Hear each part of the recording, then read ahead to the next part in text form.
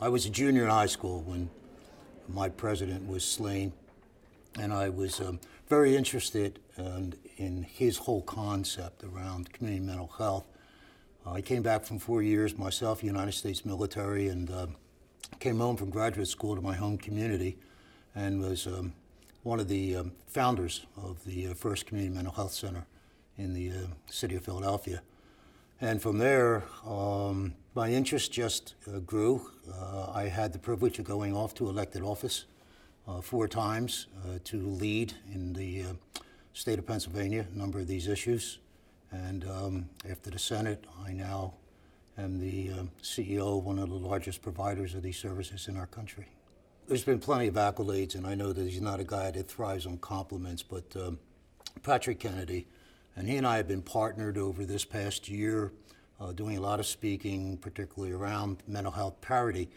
But truth be known, what Patrick's magic has been is to coalesce a number of the interests that range from research to clinician to provider advocacies, and to bring us together as a community, understanding that we do get very siloed, and yet there is a whole host of talent that's out there and some brilliant minds working in the fields of mental health, behavioral health, IDD services, children's services, and addictions. So this opportunity to be brought together and to annualize it, I know it's Patrick's dream, but for many of us, it's a dream that we are very fortunate to be sharing in.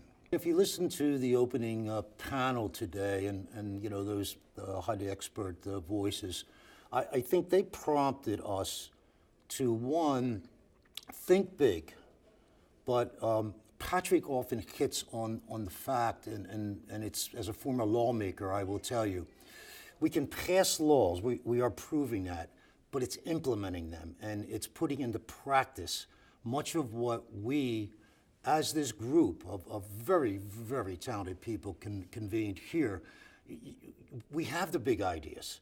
And a lot of us, have practices. I mean, I'm deep into technology across 13,000 staff members and 726 facilities.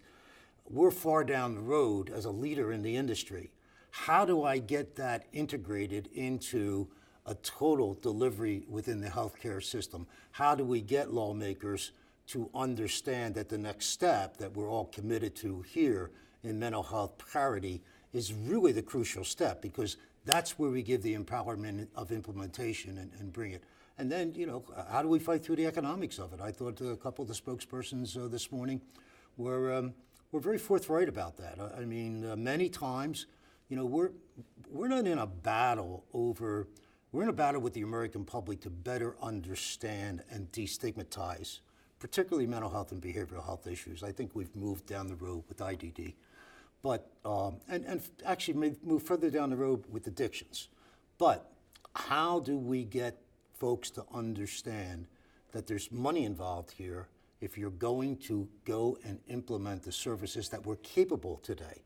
And then to continue as a community of those of us who have come together here to work together, because it's that kind of leverage. If you look at the pharmaceutical industry and the millions of hundreds of millions of dollars they spend on lobbying, well, let me tell you about chronically mentally ill people.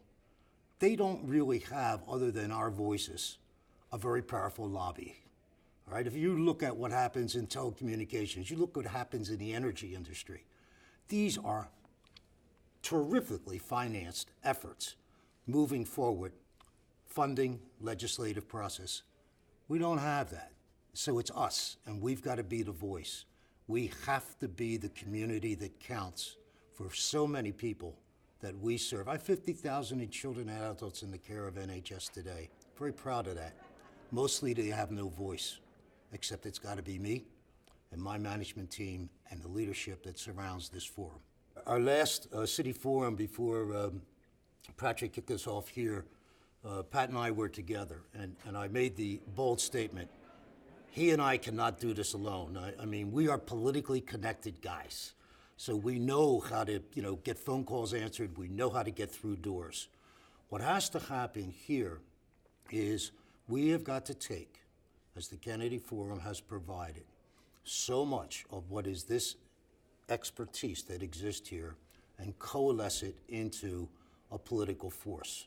Do I think it's possible? Yes, I do. Do I think it's difficult? Yeah, I know what it is to bang on a governor's door. I know what it is to go and, explain to county commissioners. If you don't give me that juvenile with a behavioral issue today, he is your adult prisoner tomorrow. You got to spend the money now. But we need more voices. I think they exist. We have to do a better job of coordinating them. That's what this community is about in our coming together at the Kennedy Forum.